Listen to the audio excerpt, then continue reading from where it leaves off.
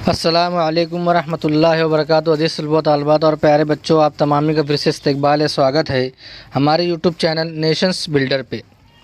आओ अंग्रेज़ी सीखें।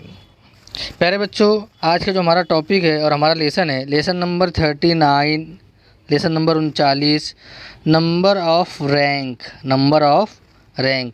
जैसे कोई एक नंबर से पास होता है तो उसको कहते हैं फर्स्ट रैंक, कोई 2 नंबर से पास होता है तो उसको कहते हैं सेकंड रैंक है। तो उसी के मुतालिक हम यहाँ पर मालूमात हासिल करेंगे। अब सबसे पहले हम देखेंगे 100 का मतलब होता है 100। क्या होता है? 100। 100, 200 200, 300 300, 1000 1000। 1000 को इंग्लिश में क्या कहते हैं? 1000। 1000 को इंग्लिश में कहते हैं 1000। क्या कहते हैं? 10,000। 10,000 को कहते हैं 10,000। 10 का मतलब होता है 10 और 1000 का मतलब होता है 1000, 10,000। लाख, 1 लाख। मिलियन, मिलियन को क्या कहते हैं? 10 लाख को 1 मिलियन कहते हैं। 10 लाख को क्या कहते हैं? 10 लाख को 1 मिलियन कहते हैं। और 10 मिलियन, 1 मिलियन का मतलब होता है 10 लाख, तो 10 लाख का 10 मिलियन का मतलब होता है 1 करोड़। क्या होता है? 1 करोड़। जाहिर सी बात है, 1 मिलियन का जब 10 लाख होगा तो हम 10 को 10 से ज़रब दे देंगे तो 100 आ जाएगा। तो 100 लाख का मतलब होता है 1 करोड़। 100 लाख का मतलब होता है 1 करोड़। 100 मिलियन, 10 मिलियन का मतलब होता है 1 करोड़। 10 मिलियन का मतलब होता है 1 करोड़। 20 मिलियन का मतलब होता है 2 करोड़। 30 मिलियन का मतलब होगा 3 करोड़। 40 मिलियन का मतलब होगा 4 करोड़। और 50 मिलियन का मतलब होगा 5 करोड़। इस तरह 100 मिलियन का मतलब होगा 10 करोड़। 100 मिलियन का मतलब क्या होगा? 10 करोड़। 1000 मिलियन, 1000 मिलियन का मतलब होगा 1 अरब। 1 अरब। 100 करोड़ को जमा करने के बाद 100 करोड़ का होता है 1 अरब। 100 करोड़ का होता है 1 अरब। और बिलियन का मतलब होता है 10 अरब। बिलियन का मतलब होता है 10 अरब। अभी सबसे पहले याद कर लेंगे, हम देखेंगे कि 10 के अंदर, अरे 100 के अंदर कितने सिफर होते हैं ये देखना है। 200 में कितने सिफर होते हैं ये देखना है। 1000 में कितने सिफर होते हैं ये देखना है।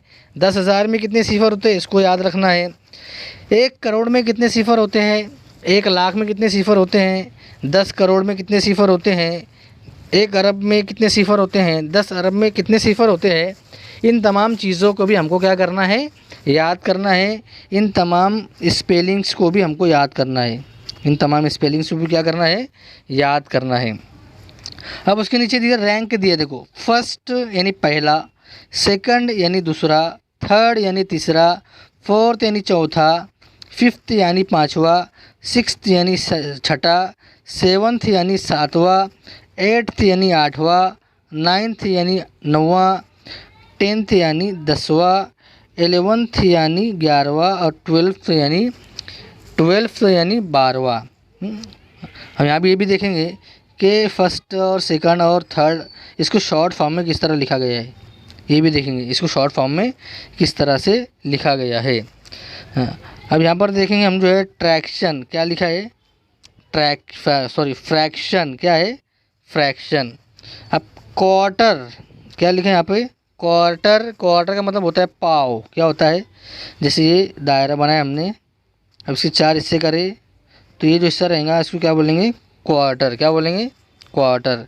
हाफ, हाफ का मतलब होता है आधा। ये पूरा जो है ना, ये हाफ कहलाएगा। ठीक है। उसके बाद 1/3, 1/3। 1/3 1/3 बोले तो 3 में से 1। ये नीचे 3 में से 1, एक दायरा बनाए, उसको 3 हिस्से करे हमने। कितने हिस्से करे? 3 हिस्से करे।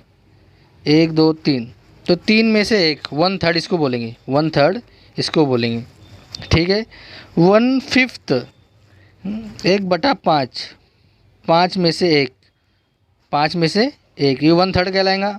और 1/5 को हम जो है जैसे दायरा लिए उसको 5 हिस्से करेंगे।